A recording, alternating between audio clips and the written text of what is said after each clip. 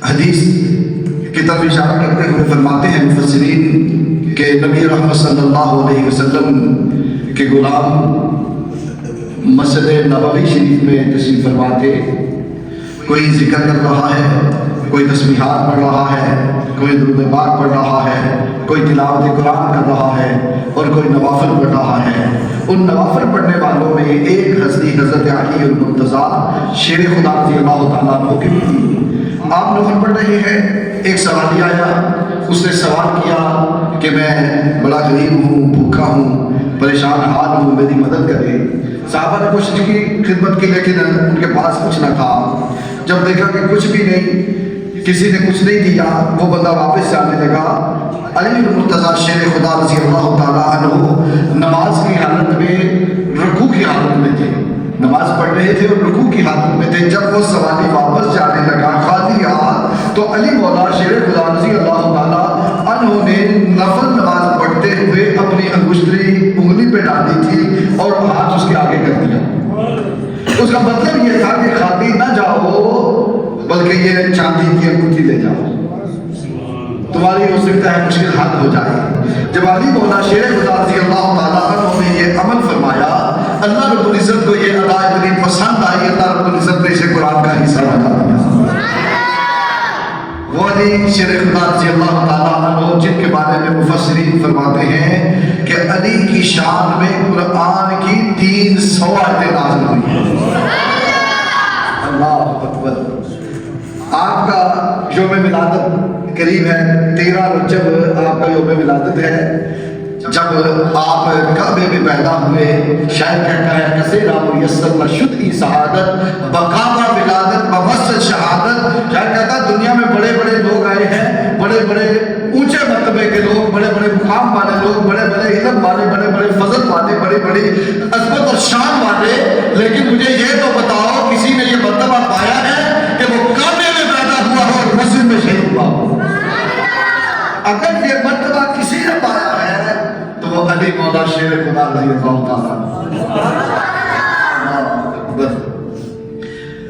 بڑے اچھے مرتبے ہیں، لیکن یہ ہمارے جو جاہل شاعر ہیں نا، جاہل شاعر، اور ان کو پڑھنے والے بھی انپڑھ لوگ ہیں. عوام تو اکثر ہی جاہل ہوتی ہے نا، ان کو دین کی طرف لگاؤ ہی کوئی نہیں، دین کی طرف سوچتے نہیں، سمجھتے نہیں دین کو، اور جو کسی سے سنا وہی بات کر دی. ابھی یہاں پہ پڑھ رہا تھا علی باج محمد کا کوئی ویر، علی باج محمد کا کوئی ویر مقام ہے. یہ جس نے لکھا ہے وہ بھی جاہل ہے، جو پڑھ رہے ہیں وہ بھی جاہل ہے. ہاں، یہ کلام نہیں پڑھنا چاہیے. آپ کہتے ہیں علی رضی اللہ تعالیٰ عنہ حضور کے بھائی ہیں، اور علی کے سوا حضور کا اور کوئی بھائی نہیں. اگر یوں کہو گے تو حضرت علی کے دوسرے بھائی جو ہیں کافر طیار ہیں، حضرت عقیل ہیں، وہ حضرت علی کے بھائی نہیں، وہ مسلمان نہیں، انہوں نے اسلام کے لیے جانے قربان نہیں کی، تو ان بھائیوں کا انکار کر رہے ہو. حضرت عباس حضور کے چچا ہیں اور حضور صلی اللہ علیہ وسلم سے بڑی محبت فرماتے تھے، وہ حضور سے بڑی محبت فرماتے تھے، اور ان کے بیٹے حضرت عبداللہ بن عباس رضی اللہ تعالیٰ عنہ اس امت کے سب سے پہلے مفسر قرآن، جن کی پیدائش کی خوشخبری میرے حضور نے خود دی تھی. اپنی چچی سے فرمایا، چچی اللہ رب العزت تجھے ایسا صاحبزادہ، ایسا شہزادہ، ایسا بیٹا عطا فرمائے گا کہ جو میری امت کا حبر الامہ، جو میری امت کا بہت بڑا عالم ہوگا، جو اس امت کے سب سے پہلے مفسر قرآن ہیں حضرت عبداللہ بن عباس رضی اللہ تعالیٰ عنہ. یہ بھی تو حضور کے چچا کے بیٹے ہیں. یہ کہہ کے رافضیوں کا نام تھا کہ علی کے سوا کوئی اور حضور کا بھائی ہے نہیں. دوسرے بھائیوں کا انکار ہو رہا ہے، حضور کے دوسرے چچا کے بیٹوں کا انکار ہو رہا ہے. نہ لکھنے والے تو اپنا عقیدہ لکھ گئے، اب جو پڑھنے والے ہیں ان کے پاس علم ہی کوئی نہیں، جو بلا بس ٹھوک دیا.